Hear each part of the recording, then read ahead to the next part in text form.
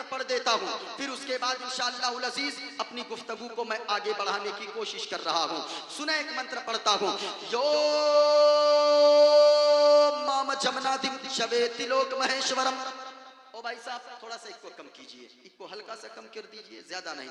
यो माम जमनादिम शवेति लोक महेश्वरम असम्मूढ़ा समर्तेषु सरोपापय है परमुच्यति अधर्मा विभवा कृष्णा प्रदुष्यन्ति कुलस्त्रिया स्त्रीषु तुष्टाषु वार्ष्णे जायते वर्णशंकर वायुदे जर्मुगणी वरुणा शशंका प्रजापतिष्टं परपितामहश्च नमो नमस्ते सुसाहस्कृता पुनश्च भूयोऽपि नमो नमस्ते गणेश्यं चरणं शीशमनं शशांकं चरणं शीशमनं पर्वतं चरणं शीशमनं गंगाजलं स्नानं पंडितमगोदानं स्वाहा कल्कि अवतार न्यारपन्तं पृथ्वी मध्यम उर्वशिख्यारतं पल्वन स्वान्नं लम्लघीयं पुष्पपनं तपस्यं वीरं महावीर गुरों प्राणं प्रादीपं सोमवती विश्वेशं स्वरूपं असुमा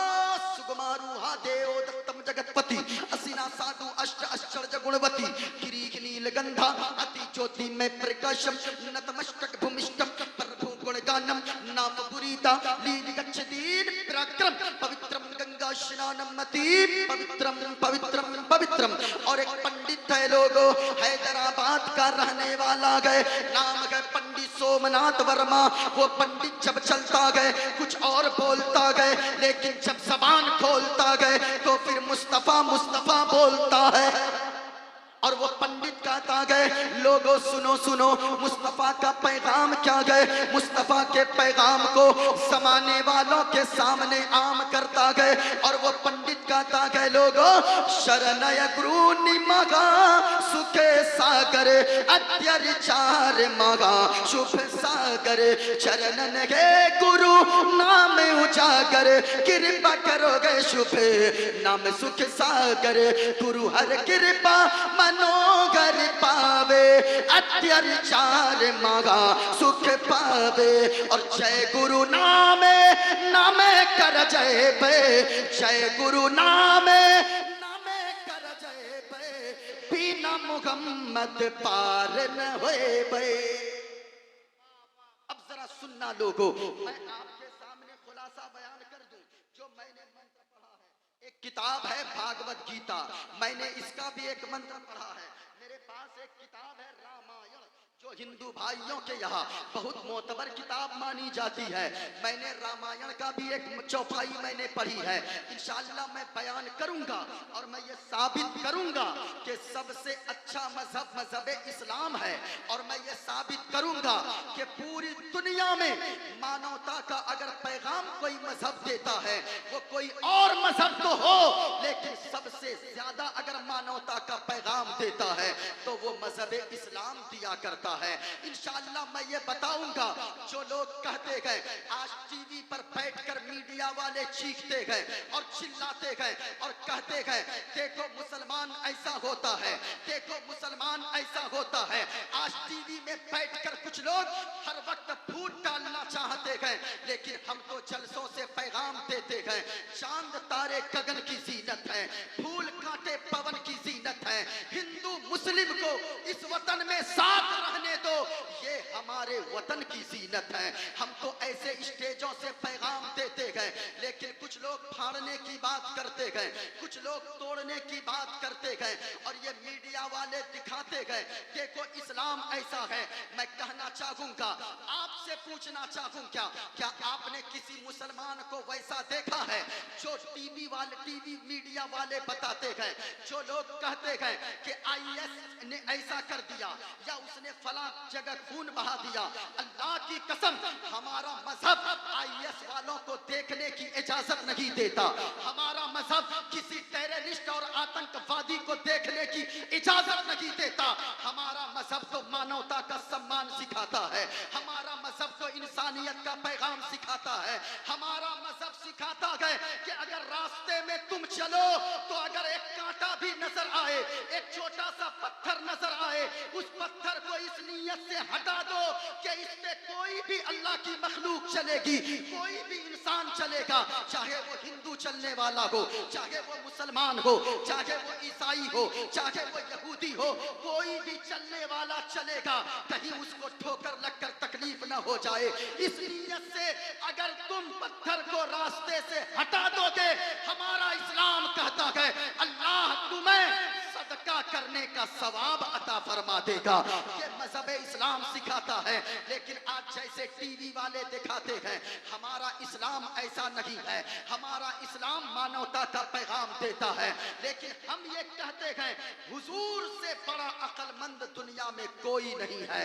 ये हमारा दावा है और हम साबित करेंगे कि आज पूरी दुनिया जो बौखलाई हुई है, लोग कहते हैं कि आज इस्लाम को मिटा देंगे, कुरान को मिटा देंगे।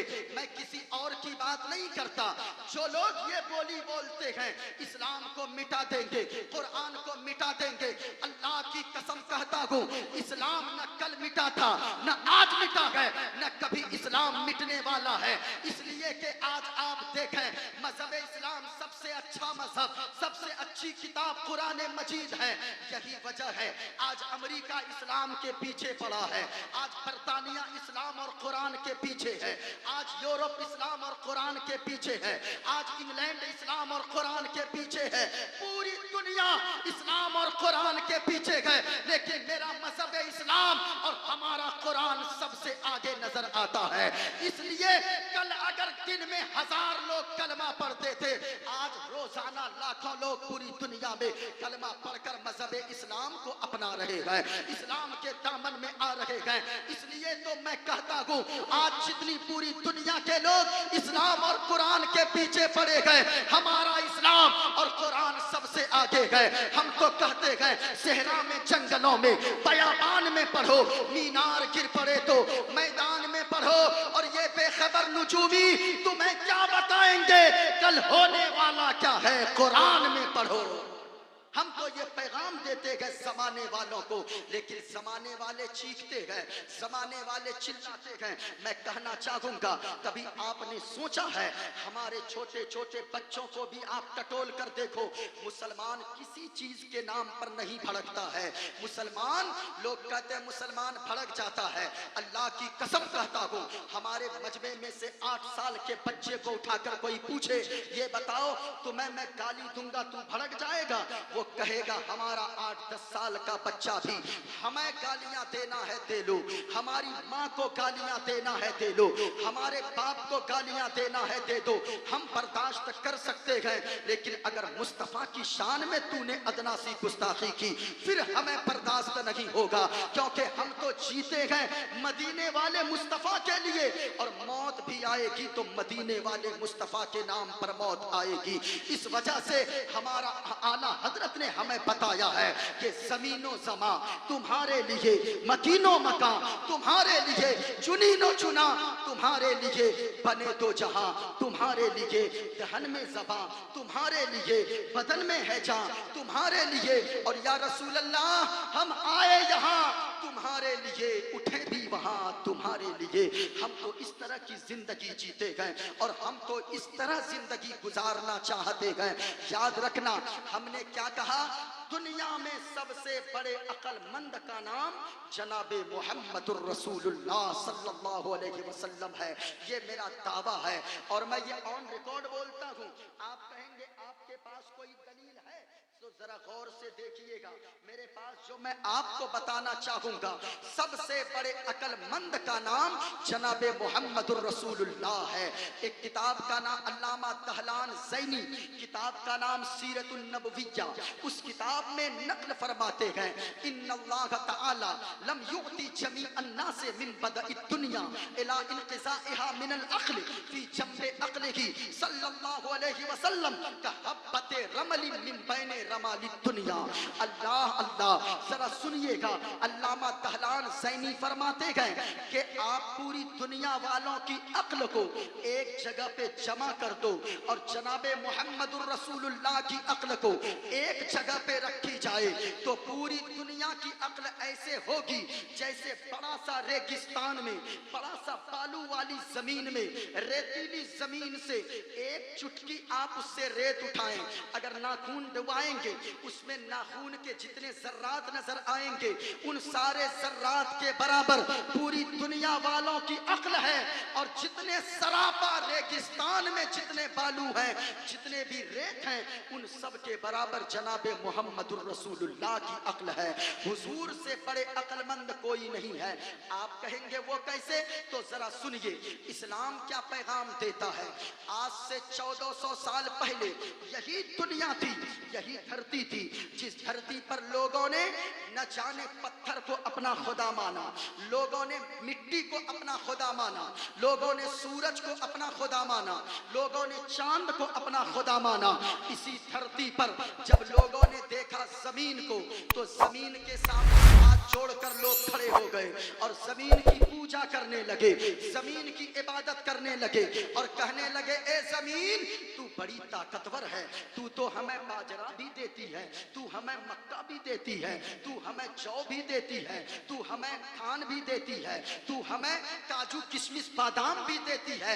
ओ जमीन तू सारी चीजें देती है, तुझसे जो जमीन, तुझसे जो पैदावार होती है उन चीजों को मैं खाता हूँ तो मैं बड़ा भी होता हूँ, और जब मैं मर जाता है इंसान तो फिर इंसान मिट्टी में जाता है, इसी मिट्टी के दाने, उगे हुए दाने को खाकर आदमी बड़ा होता है, फिर जब मर के मिट्टी में जाता है तो ये जमीन इंसान की हड्डी तक को खा जाती है। आदमी कहने लगा, ओ जमीन you are our god, you are praying for you. ओ जमीन तू मेरा खुदा है, मैं तेरी इबादत करूंगा, मैं तेरी परस्तिश करूंगा। लेकिन लोगों ने देखा, एक मिट्टी का ढेला एक शख्स ने लिया, 100 ग्राम के मिट्टी का ढेला, 50 ग्राम का एक पत्थर हाथ में लिया, पत्थर से 100 ग्राम के मिट्टी के ढेले को टकराया, 50 ग्राम के छोटे पत्थर से मिट्टी का बड़ा सा ढेला टकरा कर चकनाचूर हो गया। तो लोगों ने कहा, ओ मिट्टी 100 ग्राम तू 50 ग्राम पत्थर से टकरा कर चकनाचूर हो गई, तू मेरा खुदा नहीं हो सकता है।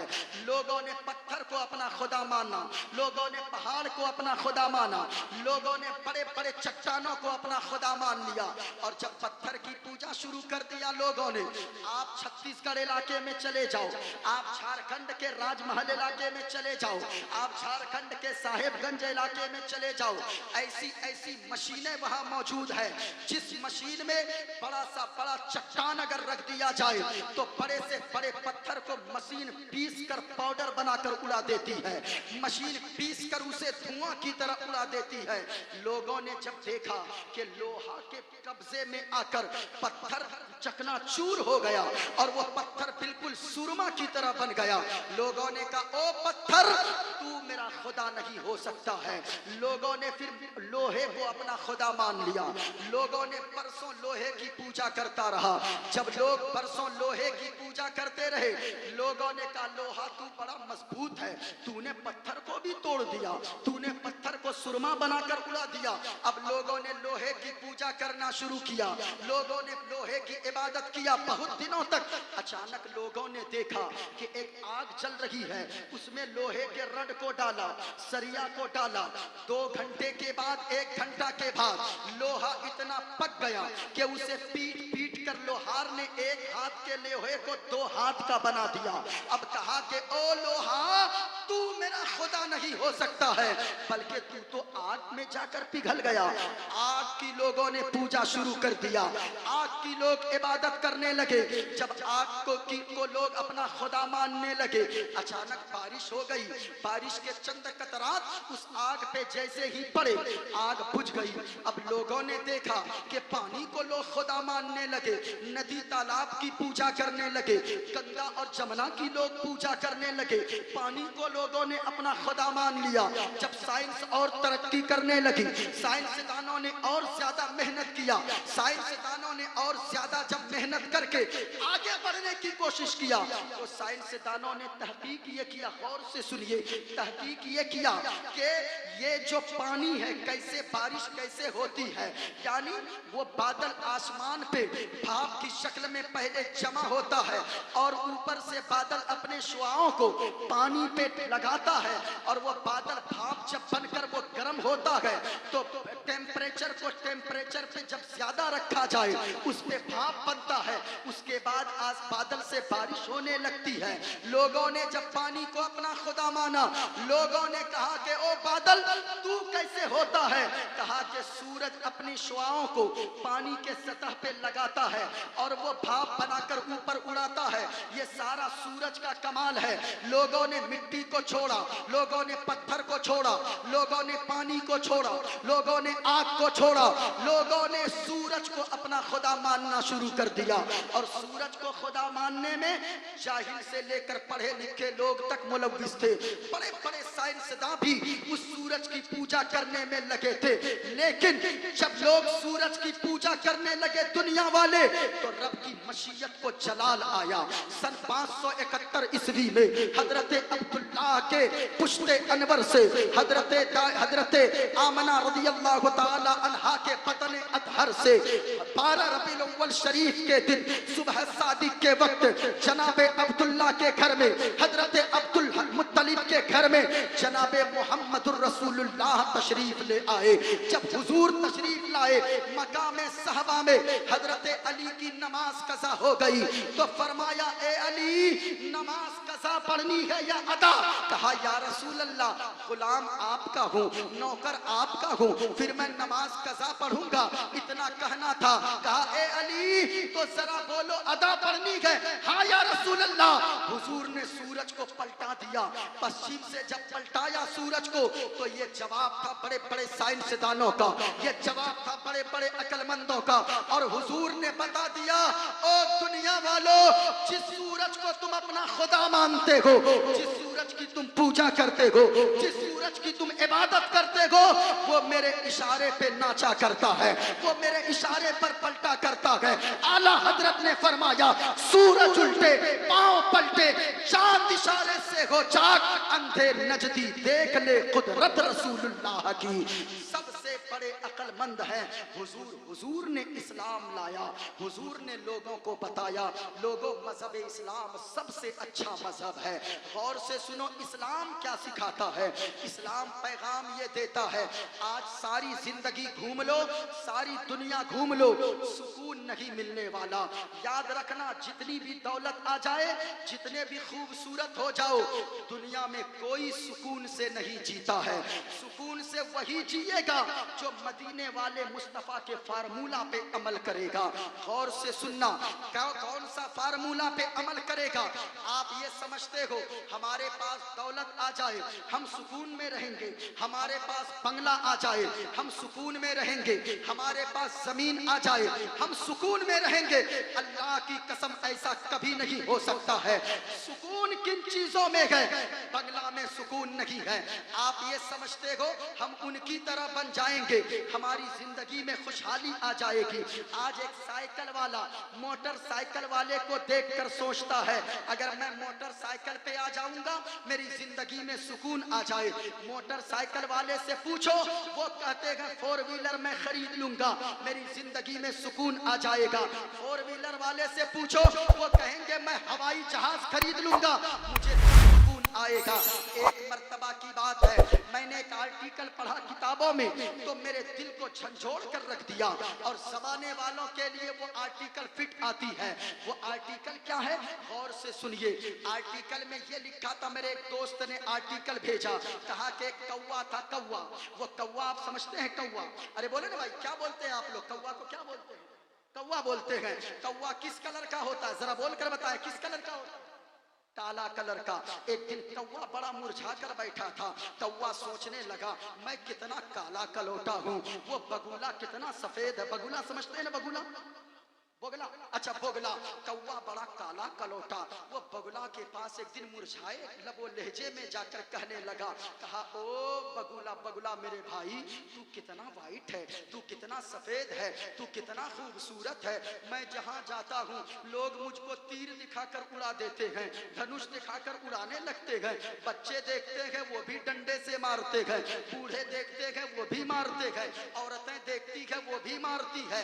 ए बगुला, तेरा रंग कितना खूबसूरत है, तू कितना उजला है, तू कितना सफेद है।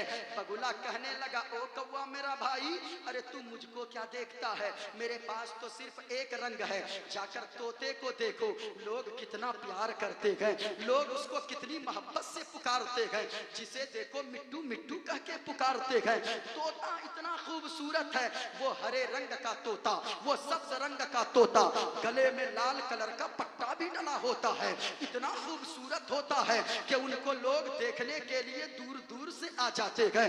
इतना कहना था, सुनना था। अब वो कौवा उड़ा और एक पिंजरे में तोता नजर आया।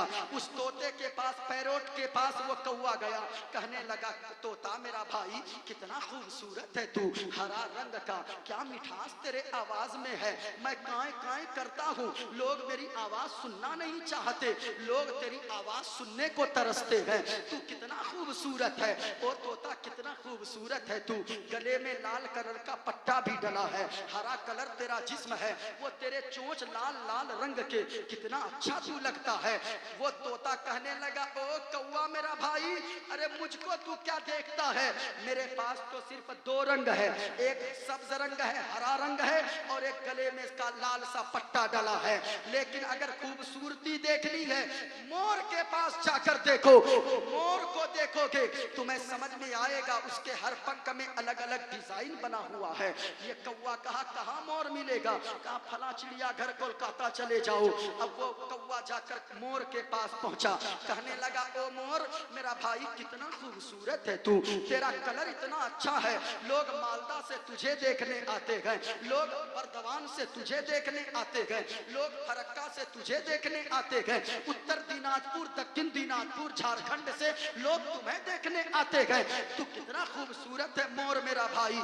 मोर कहने लगा, अरे तुम मेरी खूबसूरती को तो देख रहे हो, लेकिन मुझसे अच्छी जिंदगी तुम्हारी है। कहा वो कैसे, कहा कि अगरचे तू काला कलौटा सही, मैं अगरचे खूबसूरत हूँ, लेकिन ये खूबसूरती का क्या फायदा, इसी खूबसूरती की वजह से लोगों ने पकड़ के मुझे कैद में डाल दिया है, लोगों ने पकड़ के मुझे बंद कमरे में रखा है, एक जाली में बंद करके रखा है।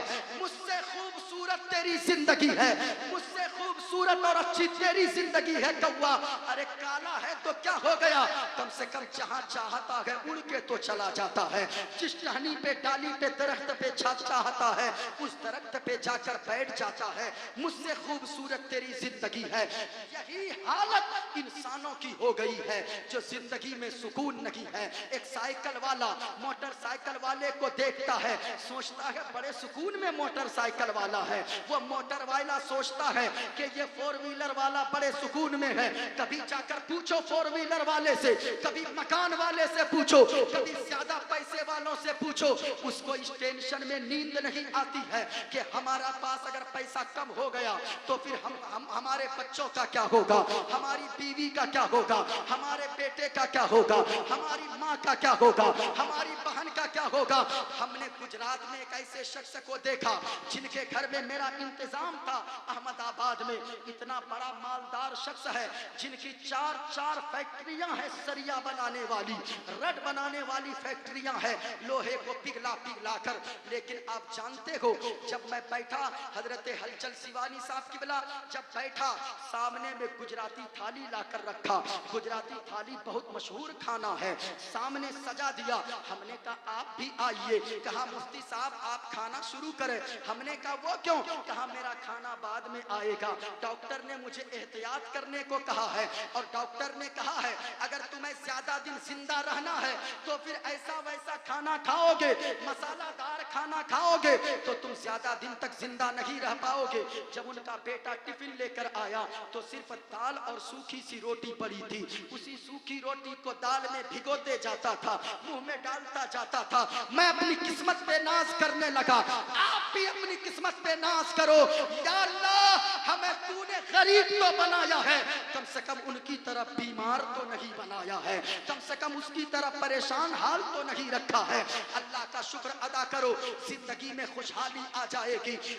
चार चक्के वाला हवाई जहाज वाले को ना देखे, मुस्तफा फरमाते हैं अगर जिंदगी में सुकून चाहिए कभी भी अपने से ऊपर वाले को मत देखा करो, जब भी देखो अपने से नीचे वालों को देखा करो। ऊपर वालों को देखोगे तेरी जिंदगी में इस्तराब पैदा हो जाएगा, तुम टेंशन में चले जाओगे और ये कहोगे या अल्लाह उसको इतना मिल गया हमें कुछ नहीं मिला। याद रखना, अगर देखना चाहते हो ऊपर वालों को देखोगे टेंशन में चले जाओगे, अपने से नीचे वालों को देखो। एक बाइक वाला फोर व्हीलर वाले को ना देखे बल्कि साइकिल वाले को देखे, अल्लाह का शुक्र अदा करे और कहे मेरे मौला कम से कम साइकिल वाले से तो तूने मुझको बेहतर बनाया है। एक साइकिल वाला पैदल चलने वाले को देखे, अल्लाह का शुक्र अदा करे मेरे मौला कम से कम इससे बेहतर तो तूने मुझको रखा है, इसके पास तो साइकिल तक नहीं है, मुझे तूने साइकिल अता फरमाया है। एक पैदल चलने वाला बगैर पांव वाले को देखे और अल्लाह का शुक्र अदा करे मेरे मौला कम से कम तूने उनकी तरह लाचार तो नहीं बनाया है, हमें कम से कम पांव में चलने की ताकत तो अता फरमाया है। अल्लाह का शुक्र अदा करो, ऊपर वालों को मत देखो कभी भी, नीचे वालों को देखो।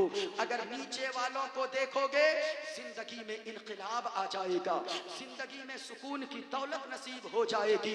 और गौर से सुनो, अगर जिंदगी में सुकून चाहिए, जिंदगी में सुकून आर्टिफिशियल चीजों में अल्लाह ने नहीं रखा है।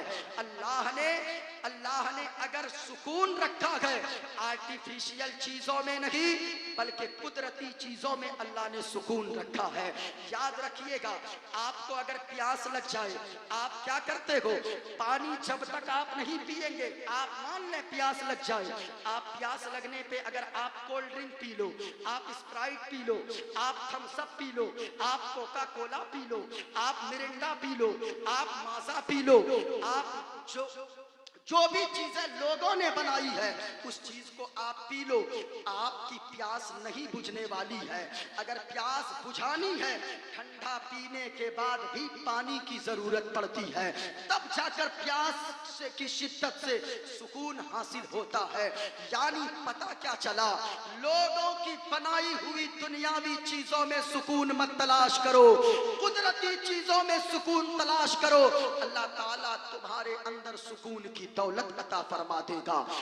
मकान वाला झोपड़ी वाले को देखे, झोपड़ी वाला फुटपाथ वाले को देखे, जाओ दिल्ली की सड़कों पे फुटपाथ पे जाकर देखो, कोलकाता के फुटपाथ पर जाकर देखो, तुम्हें अगर वो मिट्टी का भी घर अल्लाह ने अता फरमाया है, वहां जाकर देखोगे अल्लाह का शुक्र अदा करोगे। कितने मजदूर ऐसे हैं जो मजदूर फुटपाथ पे जाकर सोकर रात गुजार देते हैं। अल्लाह की बारगाह से अगर सुकून हासिल करना है, एक नुस्खा पे पहले अमल करो, जब भी देखो ऊपर वालों को मत देखो, अपने से नीचे वालों को देखो, अल्लाह सुकून की दौलत अता फरमा देगा। जरा हाथों को उठाकर बताएं, दुनियावी चीजों में अगर देखना है तो किसको देखेंगे? ऊंचा बोले किसको देखेंगे? माँ बहनों, मैं तुमसे भी कहना चाहूंगा, तुम किसी औरत की बनारसी साड़ी को देखकर अपने शौहर को ताना मत दिया करो। तुम बेटियों कौम की सुनो, तुम अपने बाप को गुर्बत के ताने मत दिया करो। तुम अपने बाप को ये मत कहो कि मेरा बाबा जहां से भी लाकर हो फला तो देता है, तुम नहीं देते हो। अगर तुम कहोगी अपने बाप को, तेरे बाप का दिल टूट जाएगा। तुझे क्या पता है तेरा शौहर माँ बहनों वो कलकत्ता में, दिल्ली में, मुंबई में जाकर कैसे जिंदगी गुजारता है। हमने देखा है 20-20 ईंट अपने कांधे पे पीठ पर लेकर, वो 20-20 ईंट लेकर वो 10 मंजिला मकान पे चढ़ जाता है। वो तेरा शौहर होता है कमाने वाला, 8 घंटा जब मजदूरी करने जाता है। इनसे पूछना कि मजदूरी करने वालों को तकलीफ कितनी हुआ करती है। तुम ये समझती हो तेरा शौहर काम नहीं करता?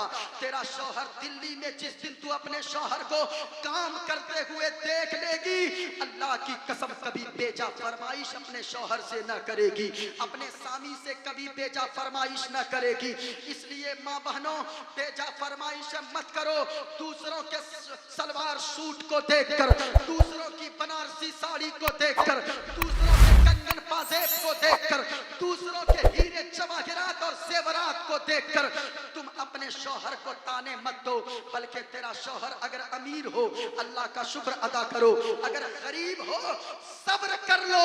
मदीने वाले मुस्तफा फरमाते गए, जो औरत अपने शौहर की गुर्बत में सब्र कर लेगी और नमाज की पाबंदी करते रहेगी, अल्लाह का शुक्र अदा करती रहेगी, ऐसी औरत को अल्लाह बगैर हिसाब किताब के जन्नत अता फरमा देगा। सोच कर देखना माँ बहनों, तुम फरमाइशें करती हो। ओ कौम की बेटियों सुनो, मैं आपसे भी कहना चाहूंगा, नौजवानों, आप 1000 रुपए गुटखा खाकर थूक देते हो, पान खाकर थूक देते हो, चाय पी लेते हो, दिन भर में 100 रुपए की इधर देखो मेरी तरफ और आप गुफ्तगू मुलाहजा करो। अब जो बात मैं आपको बताने वाला हूँ माँ बहनों, मैं आपसे भी कहना चाहूंगा, जब किसी की बेटी को तो देखती है, तू सोचती है तेरा बाबा तेरे लिए कुछ नहीं करता। माँ बहनों, तू सोचती है तेरा शौहर कुछ नहीं करता, तेरा घर का मालिक कुछ नहीं करता। नहीं नहीं, वो तो दिल्ली में फुटपाथ पे सो लेता है। महीनों महीना जनवरी के महीने में कितने मजदूरों को हमने देखा है जो रिक्शा चलाता है और रिक्शा चलाकर वो फुटपाथ पे आके सो जाता है और वो अपने कांधे पे जो गमछा रुमाल रखता है उसी को ओढ़कर जनवरी दिसंबर के महीने में सो जाता है। कोई रात को दिल वाला इंसान आता है, एक कंबल उसके बदन पे डाल देता है, उसी कंबल को ओढ़कर महीनों फुटपाथ पे सोकर गुजार देता है। किस लिए जानती हो मेरी माँ और बहनों? सिर्फ इसलिए ये तेरा शौहर वो फुटपाथ पे सो जाता है, 100 रुपए दिन भर में नहीं खाता है होटल में, वो पैसे बचा कर रखता है, इसलिए कि ये पैसे बचाकर तुझे पैसे देगा, तुझे ये घर में रानी बनाकर रखना चाहता है। और ओ कौम की बेटियों, तेरा बाप तुझे शहजादी बनाकर रखना चाहता है, लेकिन बाप को गुर्बत के ताने मत दो। अभी हजरत कुछ दिनों पहले पूना की सरजमीन में एक 7 साल की बच्ची, ईद के दिन 7 साल की एक रिक्शा चलाने वाले की मजदूर की बेटी फांसी लगाकर आत्महत्या कर ली। मैं कहना चाहूंगा, ऐसा क्यों की जानते हो? उस रिक्शा चलाने वाले की 7 साल की बेटी, जिसको अभी अक्ल भी सही से नहीं आई है, उसने ईद के दिन फांसी के फंदे से लटक कर जान दे दी। किस लिए जानते हो? वो रिक्शा चलाने वाला, वो रिक्शा गरीबों की मदद करो, सुनोगे कलेजा मुंह को आ जाएगा। आप अपना खाकर सो जाते हो, कभी देखते हो कि पड़ोसी आपका भूखा तो नहीं सो रहा है। कभी आपने देखा है कि आपके पड़ोस में अपनी बेटी की शादी में लाखों रुपए खर्च करते हो, तुम्हारे घर के बगल में पड़ोस में कोई गरीब की बेटी अपने हाथ में पीले कलर को देखने के लिए जवानी गुजार रही है, बुढ़ापे की दहलीज पे दस्तक दे रही है। क्या आपने नहीं सोचा, मत करो 20 लाख रुपए खर्चे, मत करो 30 लाख रुपए बेटी की शादी में खर्चे, 1 लाख में शादी करवा लो, सिंपल शादी कर लो। मदीने वाले मुस्तफा फरमाते हैं, सबसे अच्छा निकाह, सबसे अच्छी शादी वो है जो शादी जितने सिंपल तरीके से की जाए वो शादी उतनी अच्छी है। याद रखो, 1 लाख खर्च करो अपनी बेटी की शादी में, 2 लाख बचा लो, किसी मोहल्ले में रहने वाले गरीब की बेटी के हाथ पीले करवा दो, उनकी बेटी की शादी करवा दो। अल्लाह की कसम कहता हूँ, वो गरीब की बेटी अपने ससुराल में जाकर मुस्कुराएगी, आपको अल्लाह आपके घर में सुकून की दौलत अता फरमा देगा, आपको अल्लाह चैन की दौलत अता फरमा देगा। लेकिन साहिबो, मजदूर की कद्र नहीं है अपने यहाँ। आज क्या करते हैं लोग, मजदूर की मजदूरी भी लोग रख लिया करते हैं। मजदूर तो छोड़े भाई साहब, इमाम साहब की भी तनख्वाह कई जगह पे लोग रख लेते हैं। मैं कहना चाहूंगा, इन इमामों पे जुल्म मत करो, इन मौलवियों पे जुल्म मत करो, आलिमों पे जुल्म मत किया करो। अल्लाह के यहाँ पाई पाई का हिसाब देना होगा, एक एक चीज का हिसाब देना होगा। सुने, एक एक चीज का हिसाब गौर से सुने। ऐसी गुफ्तगू बार बार नहीं होती है, आप दिल में जगह दे मेरी गुफ्तगू को। अभी अभी हजरत इन कौम ने इमाम के साथ क्या किया। हमारे यहाँ कटिहार में एक ऐसा हाफिज कुरान जिनको 30 पारे जिनके सीने में महफूज है, वो हाफिज कुरान। अभी रमजान में मैं मदीना शरीफ में था, खबर गई कि वो हाफिज कुरान सुबह सवेरे यानी फजर की नमाज पढ़ाने के लिए सहरी खाकर घर से निकल रहा था और मस्जिद जाने के लिए बाइक से बड़ी सी गाड़ी आई और उस इमाम साहब को टक्कर मार दी। उस इमाम साहब का उसी जगह इंतकाल हो गया। इमाम साहब उसी जगह पे दम तोड़ दिए, उनका विसाल हो गया, मौत हो गई।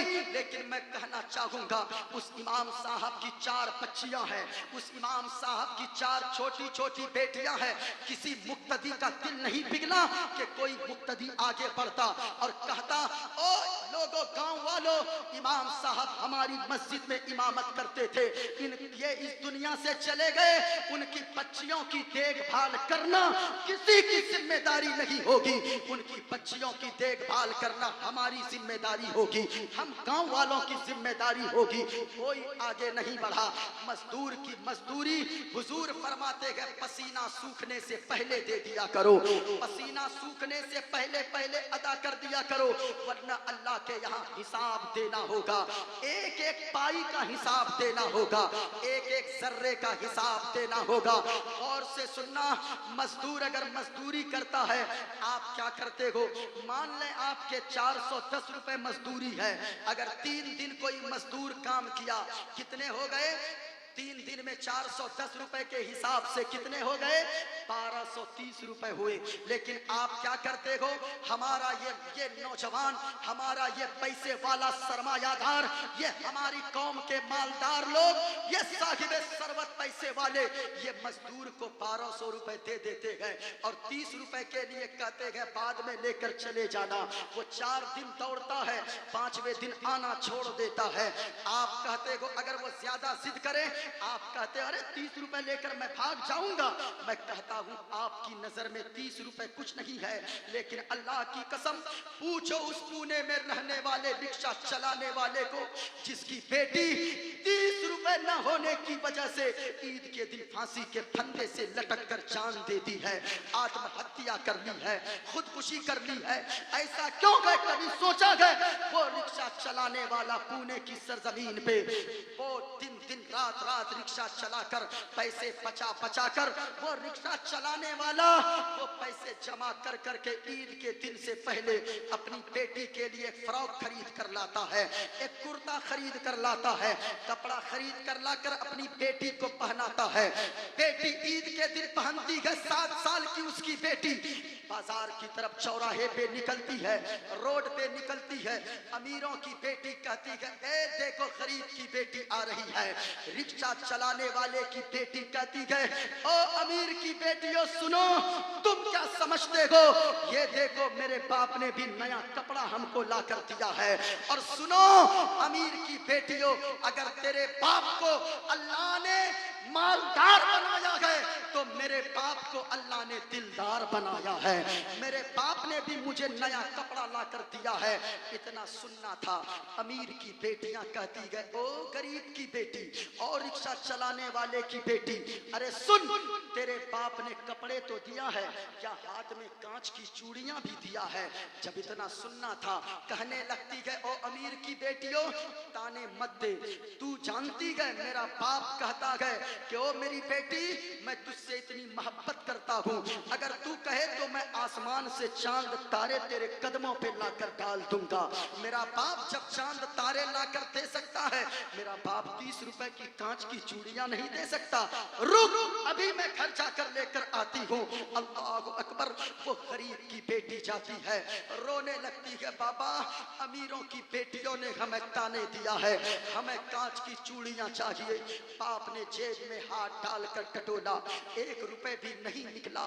बाप कहने लगा, बेटी आज माफ कर दे मेरी गुड़िया, कल तेरा बाप ओवर टाइम रिक्शा चलाएगा, रात को दिन, दिन को रात करके रिक्शा चलाएगा, लेकिन तेरे लिए कांच की चूड़ियां लेकर आएगा। समझाया बहुत, कहा बाबा आप कहां चांद तारों की बात करते हो, कांच की चूड़ियां लाकर नहीं दे सकते हो। इतना सुनना था। वो गरीब की बेटी, मजदूर की बेटी रोने लगी। बाप ने समझाया, किसी तरह ईदगाह की तरफ बाप निकला। उस मजदूर रिक्शा चलाने वाले जब ईदगाह की तरफ गया, ईद की नमाज से इमाम साहब ने अभी सलाम फेरा ही था, एक बच्चा दौड़ कर गया, कहने लगा चचा जान गजब हो गया, चचा जान गजब हो गया। कहा क्या हुआ भतीजे? कहा कि चचा आपकी 6 साल की गुड़िया फांसी के फंदे से लटक कर आत्महत्या कर ली है। मैं आपसे कहना चाहूंगा लोगों, आप 30 रुपए आपकी नजर में कुछ नहीं है, 30 रुपए आपकी नजर में कुछ नहीं है। पूछो उस रिक्शा चलाने वाले से, अगर उनके पास 30 रुपए होते, उनकी 7 साल की गुड़िया, उसकी बेटी फांसी के फंदे से नहीं लटकती। इसलिए गरीबों को, मजदूरों को मजदूरी पूरी दिया करो। और जिस मजदूर को गांव में कोई नहीं लेकर जाता हो, उस मजदूर को तुम अपने यहाँ काम पर लेकर जाओ। 4 मजदूर हो की जरूरत हो, 3 मजदूर को, हट्ठे गुट्ठे को सब ले जाते हो, उन 3 के आड़ में एक कमजोर शख्स को भी लेकर चले जाओ, जिसको गांव में, ग्राम में कोई नहीं पूछता है। वो जाएगा क्या करेगा? 10 बांस कम काटेगा, 10 डलिया मिट्टी कम उठाएगा, 10 कोदाल कम चलाएगा, 10 ईंट कम उठाएगा दिन भर में। लेकिन याद रखना, अगर उस गरीब शख्स को, कमजोर को आपने मजदूरी पे रख लिया, आप 400 रुपए शाम को दोगे, अगर वो 400 रुपए लेकर जाएगा, न जाने उसके घर में कितनों दिनों से गोश्त नहीं बना है। वो गोश्त अगर लेकर चला गया, उसके बच्चे गोश्त खाकर दुआएं दे देंगे, वो बच्चे यहाँ मुस्कुराएंगे, वहां मदीने वाले मुस्तफा मुस्कुराने लगेंगे, वहां मदीने वाले मुस्तफा राजी हो जाएंगे।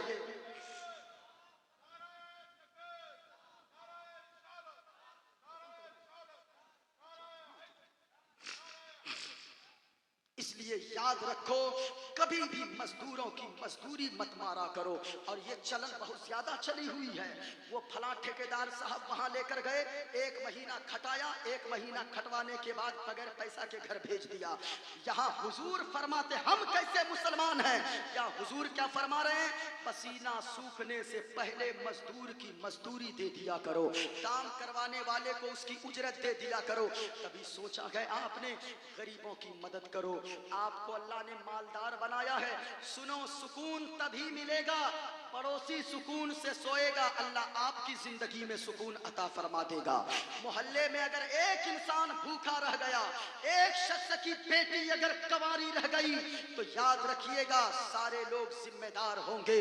कभी ऐसा नहीं हो सकता, आज मस्जिद के लिए जलसा करवाते हो, मदरसा बनाने के लिए जलसा करवाते हो, मस्जिद बनाने के लिए जलसा करवाते हो, हर तंजीम बनी है, कोई तंजीम ऐसी भी तो बने, कोई कमेटी ऐसी भी तो बने, कुछ नौजवान ऐसे भी तो रहे कि सुनो, साल भर हम कमाएंगे, उनमें इतना पैसा कुछ परसेंटेज निकाल कर, इतना परसेंट निकाल कर रख देंगे, और साल भर में इतने लाख हो जाएंगे, उनसे हम मोहल्ले के गरीब बाप की बेटी की शादी करवा देंगे। अगर उनकी बेटी की शादी हो गई, अल्लाह की कसम पूरे गांव में खुशहाली अल्लाह डाल देगा, आपकी जिंदगी में भी अल्लाह सुकून अता फरमा देगा। इसलिए खबरदार, खबरदार, मजदूरों को मजदूरी भूल दिया करो। जिसे कोई नहीं पूछता है, आप उसे लेकर चले जाओ, आप उसको पूछो, हम और आप क्या हैं? मदीने वाले मुस्तफा हैं। आज तो लोग गरीबों से बात करना पसंद नहीं करते हैं। हुजूर की जिंदगी का कभी मुताला तो करो। मक्का की सरजमीन है, हुजूर बाहर धूप में, एक गुड़िया आ गई, खड़ी हो गई, एक औरत जिसको मक्के वाले पागल कहते थे, ये औरत पागल है, बकती रहती है। एक दिन अचानक हुजूर को बुलाती है, या रसूल अल्लाह कुछ फरियाद लेकर आई आई हूँ। हुजूर चले गए। वो चिलचिलाती गर्मी गर्मी है, सख्त धूप है, जून जुलाई का महीना, वो गर्मी सख्त धूप में हुजूर खड़े हैं। हजरत उमर आ गए, सिद्दीक अकबर आ गए। या रसूल अल्लाह, ये औरत तो पागल है, इसकी कौन सुनता है मदीने में, इससे कौन बात करता है। या रसूल अल्लाह, ये पागल औरत है। हुजूर ने फरमाया, ओ सहाबियो, इसकी मक्के में तो कोई नहीं सुनता है, अगर मैं भी ना सुनूं तो फिर दर्द दिल ये बयान करने किसके पास जाएगी। कभी सोच कर तो देखो, मदीने वाले मुस्तफ़ा की सुन्नत को अपना लो, मदीने वाले मुस्तफ़ा की सीरत को अपनी जिंदगी में शामिल कर लो, अल्लाह की कसम जिंदगी में इनकलाब आ जाएगा। सुनो, मदीने वाले मुस्तफ़ा ने फरमाया है, अगर सुकून चाहते हो तो दूसरों के घर में सुकून डालने वाला बन जाओ, अल्लाह तेरी जिंदगी में सुकून डाल देगा। दूसरों के बच्चों को देखकर हसद मत करो, जलन मत करो, दूसरों की बर्बादी मत चाहो, उनके लिए दुआ करो, मेरे मौला तू जब उसको दे सकता है मुझे तू क्यों नहीं दे सकता है, मैं भी तो तेरा बंदा हूँ। ये कह के दुआ मांगो। मैंने क्या कहा, अगर सुकून चाहते हो अपने से ऊपर वालों को मत देखो, हमेशा नीचे वालों को देखो। अगर नीचे वालों को देखोगे तो अल्लाह दिल में सुकून की दौलत अता फरमा देगा। साइकिल वाला पैदल चलने वाले को शेख सादी के ताल्लुक से आपने सुना नहीं, हजरत शेख सादी रहमतुल्लाह अलैह दमिश्क में जा रहे थे, जामा मस्जिद के करीब पहुंचे न तो देखा एक ऐसा राजा है जो घोड़े पे सवार है, कीमती लिबास पहनकर है, सर पे अमामा सजाकर है, पगड़ी लगाकर है। हजरत शेख सादी कहने लगे, या अल्लाह, ये तेरा नाम तक नहीं लेता, तूने इसको इतनी दौलत दे दिया, ये राजा बन के बैठा है, और मेरे मौला मैं तेरे दीन के रास्ते में चल रहा हूँ, लेकिन हालत ये मेरे पाँव में चप्पल तक नहीं है। तो जब इतनी शिकायत आई दिल में, आगे बढ़े, मस्जिद के दरवाजे पर पहुंचे, देखा एक ऐसा शख्स है जिनके दोनों पांव कटे हुए हैं। इतना जब देखा, अंदर मस्जिद में जाकर सजदे में गिर गया और रो रो कर दुआ करने लगा, मेरे मौला कम से कम तूने उन दोनों पांव कटे शख्स से तो मुझको बेहतर बनाया है, मेरे पांव में चप्पल तो नहीं है, कम से कम उससे तो मुझे बेहतर पांव वाला तो मुझे बनाया है। लोगों, अपने से ऊपर वालों को मत देखा करो, ऊपर वालों को देखोगे टेंशन में आ जाओगे, नीचे वालों को देखोगे तो अल्लाह जिंदगी में सुकून की दौलत अता फरमा देगा। इस वजह से सुनो, ये पहली बात। दूसरी बात, मैंने कहा वक्त भी हो चुका है, मैं दर्द दिल बयान कर रहा था। जब लोग कम हो, मैं चाहता हूँ कुछ दर्द दिल, कुछ बातें ऐसी लोगों को दे दूं ताकि कम से कम ऐसा इस नुस्खे पे आप अमल करके देखो। अल्लाह की कसम याद रखना, अल्लाह के नबी ने क्या फरमाया है। हुजूर फरमाते हैं, अल्लाह ने जितना तुमको दिया है उसी पे राजी हो जाओ, उसी पे राजी हो जाओ, सबसे बड़ा मालदार तुम बन जाओगे। जितना अल्लाह ने दिया है, लेकिन यहाँ हमको एक मकान मिला, हम दूसरे के दो मंजिला मकान को देखते हैं। हमको अल्लाह ने अपाची दे दिया है, हम 4 चक्के वालों को देखते हैं। फिर तेरी जिंदगी में कभी सुकून नहीं आने वाला। हुजूर फरमाते हैं, अल्लाह ने जितना दिया है उतने ही पे राजी हो जाओ, सबसे बड़ा मालदार तुम बन जाओगे। आप ये नुस्खे को अमल करके देखें, इस नुस्खे पे अल्लाह की कसम जिंदगी में सुकून आ जाएगा, आपके घर में सुकून आ जाएगा। ये पहली बात। सुकून अगर चाहिए, अपने से ऊपर वालों को मत देखो, नीचे वालों को देखो, जिंदगी में सुकून आ जाएगा। हाँ, ऊपर वालों को अगर देखना है तो नेकी की चीजों में ऊपर वालों को देखो। वो 10 रकात नमाज पढ़ता है, हम 20 रकात नफल पढ़ के दिखाएंगे। वो इतने कुरान के पारे पढ़ता है, 10 पारा, हम 20 पारा पढ़ के दिखाएंगे। वो 3 खत्म कुरान किया है, हम 5 खत्म करके दिखाएंगे। नेकी की चीजों में मुकाबला करो, दुनियावी चीजों में अपने से नीचे वालों को देखो, दीन के कामों में अपने ऊपर वालों को देखो। अल्लाह ताला जिंदगी में सुकून की दौलत अता फरमा देगा। हुजूर ने फरमाया, 4 लोग दुनिया में ऐसे हैं, जब वो इस दुनिया से जाएंगे अल्लाह बगैर हिसाबो किताब के जन्नत अता फरमा देगा। कितने लोग, जरा पूरा मजमा बोलकर बताओ कितने लोग, और ऊंची आवाज में बताओ कितने लोग। 4 लोग ऐसे हैं जिसको अल्लाह बगैर हिसाबो किताब के जन्नत अता फरमाएगा। पहला कौन है? बड़ी तेजी से चलो, हुजूर फरमाते हैं पहला वो बेटा जिनके माँ बाप दुनिया से चले गए हो तो माँ बाप के लिए बख्शिश की दुआ करता हो, और जिनके माँ बाप दुनिया में जिंदा हो वो बेटा अपने माँ बाप की खिदमत करता हो और माँ बाप उनको दुआएं देता हो। ऐसा बेटा जब मरेगा इस दुनिया से जाएगा, अल्लाह बगैर हिसाबो किताब के उस बेटे को जन्नत अता फरमा देगा। दूसरा वो शख्स जिनकी औलाद ज्यादा हो लेकिन हराम का एक दाना अपने मुंह में नहीं डालता हो, यानी भूखा मर जाए लेकिन हराम के दाने को हाथ न लगाए, न बीवी को खिलाए, न बच्चों को खिलाए, न माँ बाप को खिलाए, न खुद खाए। ऐसा हलाल खाने वाला जब इस दुनिया से जाएगा अल्लाह बगैर हिसाबो किताब के जन्नत अता फरमा देगा। और तीसरी वो औरत है, औरत हुजूर ने फरमाया कि जब तक दुनिया में जिंदा रहे उसका शौहर राजी रहे, और जब दुनिया से उसका शौहर जाने लगे तो उससे राजी होकर दुनिया से जाए। ऐसी औरत इस दुनिया से जाएगी तो वो औरत को अल्लाह बगैर हिसाबो किताब के जन्नत अता फरमाएगा। चौथा वो इंसान जो तकरीर सुनकर, वाज सुनकर, नसीहत सुनकर गुनाहों से तौबा कर ले और ऐसी तौबा करे कि दोबारा गुनाह की तरफ पलट कर न जाए, सच्ची तौबा करे। ऐसी तौबा करने वाला इस दुनिया से जब जाएगा अल्लाह उसे बगैर हिसाबो किताब के जन्नत अता फरमाएगा। इसलिए अपनी जिंदगी में सुकून चाहते हो तो गुनाह को छोड़ो, बुराई करोगे मुसीबत आएगी, परेशानी आएगी, टेंशन आएगा। नेकी करो, नेकी करोगे मुसीबत भी टल जाएगी और परेशानी भी टल जाएगी, टेंशन दूर होगा, अल्लाह खुशियां ही खुशियां अता फरमा देगा। ये नुस्खे आपको अपनाने हैं। माफ करने वाला बनिए, जिंदगी में सुकून आ जाएगा। लेकिन आदमी माफ नहीं करना चाहता है, एक दूसरे को समझना ही नहीं चाहता है। आदमी ये सोचता है हम माफ कैसे करेंगे, उसने हमको ऐसा कह दिया, हम उसका बदला लेकर रहेंगे।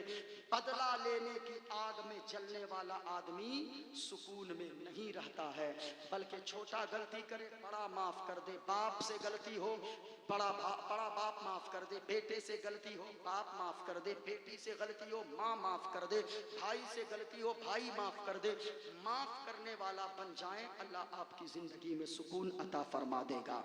इस वजह से जितनी बातें आपने सुनी है आप उस पर अमल करके देखें। अगरचे आप झोपड़ी में रहोगे अल्लाह आपको सुकून की दौलत अता फरमा देगा।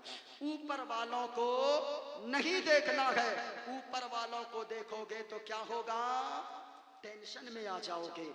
नीचे वालों को अपने से देखो, नीचे वालों को देखोगे तो अल्लाह सुकून की दौलत अता फरमा देगा।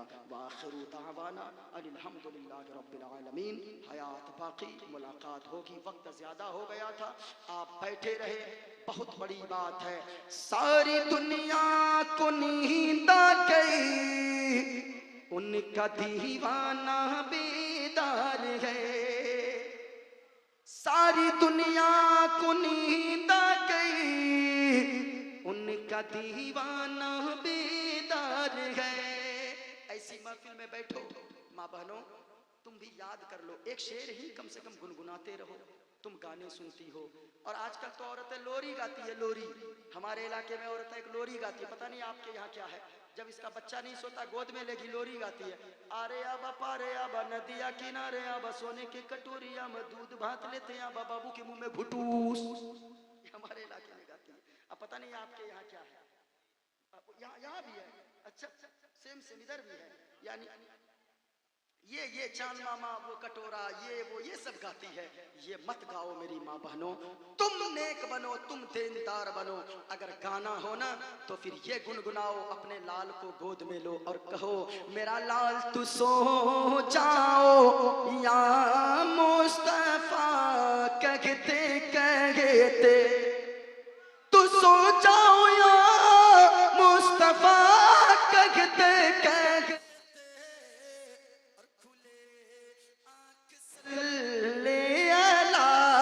कहते कहते खुले आँख सल्ले अला, कहते कहते। लोरिया नहीं गाओ, नाते मुस्तफ़ा गाओ, दुरूद पाक पढ़ो। तेरा बच्चा जब सोएगा, सुकून की नींद सोएगा, अल्लाह जादू से भी महफूज रखेगा, अल्लाह सारी मुसीबतों से भी महफूज रखेगा। दुरूद पढ़ते जाओ, बच्चों पे दम करते जाओ, अल्लाह बीमारी से तेरे बच्चों की हिफाजत फरमाएगा। घर में रहो, शौहर से अदब से बात करो, शौहर भी बीवी की कद्र करे, शौहर भी बीवी के हुकूक अदा करे। ऐसा नहीं है कि सिर्फ बीवी से पूछा जाएगा, शौहर से भी पूछा जाएगा कि तूने बीवी का हक क्यों नहीं अदा किया। जितने हुकूक शौहर के बीवी पर हैं, बीवी के भी उतने ही हुकूक शौहर पर भी हैं। अगर शौहर अपना हक अदा कर दे, बीवी अपना हक अदा कर दे, झोपड़ी में रहोगे, उस झोपड़ी में अल्लाह के फरिश्ते दोनों की जियारत करने के लिए जमीन पे आएंगे। कभी ऐसा करके देखो। अल्लाह याद रखिए, दौलत में सुकून नहीं है, जमीन में सुकून नहीं है, मकान में सुकून नहीं है, घर में मोहब्बत से रहो। बेटा, जिस घर में घर मकान सब बनवा सकता है, घर कोई कोई बनवाता है। आप कहोगे मौला साहब घर मकान सब तो एक ही होता है। नहीं, बुजुर्ग कहते हैं मकान वो होता है जो ईंटों से बनाया जाता है, और घर वो होता है अगरचे मिट्टी का हो, जिस घर में बेटा बाप से मुस्कुरा के बात करता हो, वो घर याद रखो उस बिल्डिंग से ज्यादा अफजल है। वो घर है, वो घर, उस घर में अल्लाह सुकून देता है, उस घर को अल्लाह जन्नत नुमा बना देता है, उस घर में अल्लाह बरकत डालता है, उस घर जिस घर में मोहब्बत होती है। बेटा बाप से मोहब्बत से बात करे, अदब से बात करो। अगर बरकत चाहते हो, आज लोग तावीज लेने दौड़ते हैं, पीर साहब आया, लगता है पैर धो के पी लेगा, चाट लेगा तलवा, पीर साहब को कंधे पे उठा लेगा। उठाओ भाई उठाओ, लेकिन बाप तेरा घर में रो रहा है, तेरे बाप से बड़ा पीर कोई नहीं है दुनिया में तेरे लिए, तेरी माँ से बड़ा पीर कोई नहीं है दुनिया में। इसलिए माँ बाप को राजी कर ले। पीर को देखने में हुजूर ने ये नहीं फरमाया इस पीर को देखोगे, उस पीर को देखो, उस पीर को देखोगे अल्लाह तुम्हें हज का सवाब देगा, नहीं फरमाया। हुजूर ने फरमाया माँ बाप के चेहरे को मोहब्बत से एक मर्तबा देख लो, मुझे नफल हज का सवाब अता फरमाएगा। सोचो सही, सिर्फ जलसा सुनने से नहीं होता है, कभी कभी अमल भी करके कोशिश कीजिए अमल करने की। बेटा बाप से मोहब्बत से, तावीज लेने दौड़ते हो ना, तावीज लेने, तावीज दीजिए, तावीज दीजिए, तावीज दीजिए, तावीज मत लटकाओ, तावीज लिखने वाला मौलवी साहब को लटका दो, फिर भी बरकत नहीं होगी। माँ बाप अगर नाराज है ना, तेरे पैसे में बरकत नहीं होगी। माँ बाप अगर नाराज है, वो तेरी बूढ़ी माँ रोती रहेगी, तू उम्रा पे चला जाएगा, अल्लाह कबूल कर लेगा? हरगिज नहीं, हरगिज नहीं। याद रख, हजरत अवैसे करनी हुजूर की ज़ियारत के लिए नहीं आए माँ को छोड़ के। कभी सोचा है आपने? माँ माँ माँ, और वो अवैसे करनी जो नहीं आ पाए, सारे सहाबा मुंतजिर रहते थे कि हुजूर कुछ दे दें, लेकिन हुजूर ने अपना जुब्बा मुबारक अवैसे करनी के लिए खुद भिजवा दिया था। कभी सोचा है माँ बाप अगर नाराज हो ना, तो फिर तेरा कमाना बेकार है, सारी चीजें तेरी बेकार है, सब कुछ तेरे बेकार है। घर में मोहब्बत से रहो। तावीज लिखवाते हो, तावीज मैं कहता हूँ आज तावीज लिखवा लेते हो, माँ बाप तेरे रो रहे हैं, तावीज से नहीं होगा। हुजूर फरमाते गए जिस घर में बड़ों की इज्जत नहीं की जाती, बूढ़ों का अदब नहीं किया जाता, बड़ों का अदब नहीं किया जाता, लाख कमा लो अल्लाह तेरी कमाई में बरकत नहीं देगा अगर बड़ों की इज्जत नहीं है। हुजूर फरमाते हैं कि अगर कोई बड़ा चले उसके आगे आगे मत चला करो, उसके पीछे पीछे चला करो। पीछे चलोगे, जितना पीछे रहोगे अल्लाह उतने तेरे मकाम को बुलंद फरमाता जाएगा। इसलिए शौहर से बीवी ज़बान दराजी न करे, शौहर भी उनके हक का ख्याल रखे और अदा करने की कोशिश करे कि अल्लाह के यहाँ पकड़ न हो। बेटा बाप से मोहब्बत करे, बेटी बाप से मोहब्बत करे। आज बेटियां भाग जाती है और ये सोचती है कि हम नाम रोशन कर रहे हैं। बेटा भाग जाता है, माँ बाप की मर्जी के बगैर शादी कर लेता है, वो सोचता है हम ये कर लेंगे। अल्लाह की कसम कहता हूँ, कौम की बेटियों याद रखना, तू क्या समझती है तू कहीं भाग कर शादी माँ बाप की मर्जी के खिलाफ कर लेगी, तू बिल्डिंग में रहेगी, खुश रह जाएगी? अल्लाह की कसम, अल्लाह की कसम, मैं 1000 बार अल्लाह की कसम खाकर कहता हूँ, तू ताजमहल जैसी बिल्डिंग में भी रहेगी, तेरी माँ रोती रहेगी घर में, तेरा बाप रोता रहेगा, वो ताजमहल जैसी बिल्डिंग में भी अल्लाह तुझे सुकून नहीं देगा। और अगर तू अपनी माँ की मर्जी के मुताबिक, बाप की मर्जी के मुताबिक अगर तू शाद दुल्हन बनकर किसी झोपड़ी में भी जाएगी, उस झोपड़ी में अल्लाह तुझे जन्नत जैसा सुकून अता फरमा देगा। माँ बाप को राजी कर लो। माँ बाप से बढ़ के दुनिया में तेरे लिए हुजूर के बाद कोई नहीं है। माँ बाप से सबसे ज्यादा प्यार कर, हुजूर के बाद अल्लाह और हुजूर, हुजूर के बाद सबसे ज्यादा प्यार कर अपने माँ बाप से। माँ बाप से अगर तूने प्यार नहीं किया, माँ बाप अगर नाराज रह गए, तो सारी इबादत तेरे मुंह पे मार दी जाएगी। माँ अगर बीमार हो ना, तो बेटा बाहर में रहता है, माँ का कलेजा फटने लगता है।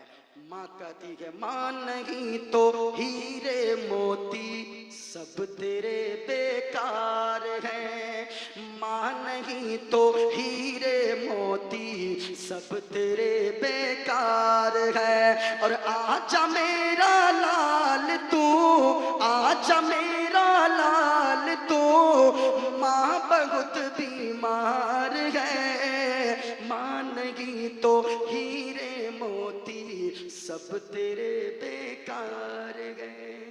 माँ बाप अगर बिस्तर पे भी है ना तेरे घर में, बिस्तर पे भी है बूढ़े, तो समझ के तू अभी पहलवान है, तुझे नेक मशवरा से नवाजने वाला कोई है दुनिया में।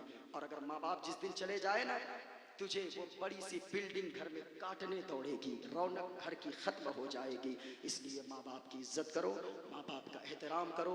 बेटियों, कौम की बेटियों, माँ बाप की इज्जत का ख्याल रखो। कोई कदम ऐसा ना उठाओ, कोई पांव कदम ऐसा ना उठाओ कि तेरे माँ बाप की आंखों से आंसू निकल जाए। और लड़कों, मैं आपसे भी नौजवानों कहना चाहूंगा, तू भी अपने माँ बाप से अकड़ के बात मत किया कर। माँ बाप अगर दुआएं दे देंगे तो मिट्टी को छू देगा, अल्लाह सोना बना देगा।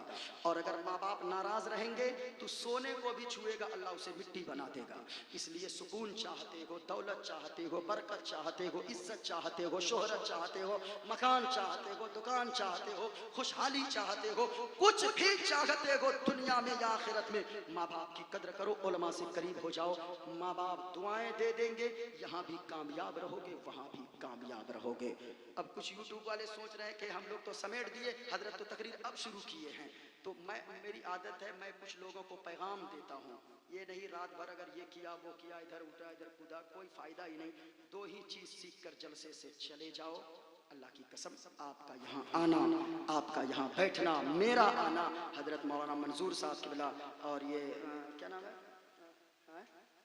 मुनव्वर भाई और बहुत सारे लोग, बड़ी खिदमत किया, बड़ा अच्छा खाना भी खिलाया माशाअल्लाह, जिनके घर मेरा बड़ा अच्छा इंतज़ाम भी किया आप लोगों ने। अल्लाह ताला सबों को खुशहाली अता फरमाए। दिल से दुआ है मेरे मौला, यहाँ छोटा धर्मपुर वालों को, इस बस्ती वालों पे अल्लाह तू अपना खास फजल फरमा दे, करम फरमा दे, रहम फरमा दे। यहाँ जितने लोग अब तक बैठे हैं मेरे मौला, इसे कुछ दिखाना न दिखाना, हुजूर का गुंबद खजरा जरूर दिखा देना। एक शेर सुनो और सलातो सलाम के लिए खड़े हो जाओ। एक शेर सुन लो, सलातो सलाम के लिए खड़े हो जाओ। हरा गुंबद जो देखोगे जमाना भूल जाओगे। सुनो सुनो सुनो, पूरा मजमा एक मरतबा हाथों को उठाकर बोलो सुभान अल्लाह। जितनी ताकत है ना, उतनी बुलंद आवाज से एक मरतबा बोलना भूल जाओगे। क्या बोलना है? ऊंचा ऊंचा।